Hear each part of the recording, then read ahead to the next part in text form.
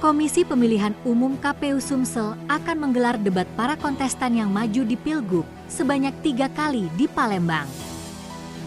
Pilgub kita, KPU Sumsel, akan mengadakan debat sebanyak 3 kali tempatnya di Palembang. Untuk waktunya masih belum tahu, kata Ketua KPU Sumsel Andika PJ Jumat 27 September 2024. Namun untuk konsep dan aturan debatnya disebut Andika PJ masih dalam pembahasan.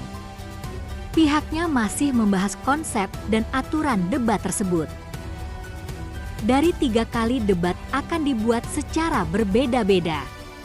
Debat pertama hanya diikuti oleh calon gubernur tanpa calon wakil gubernur.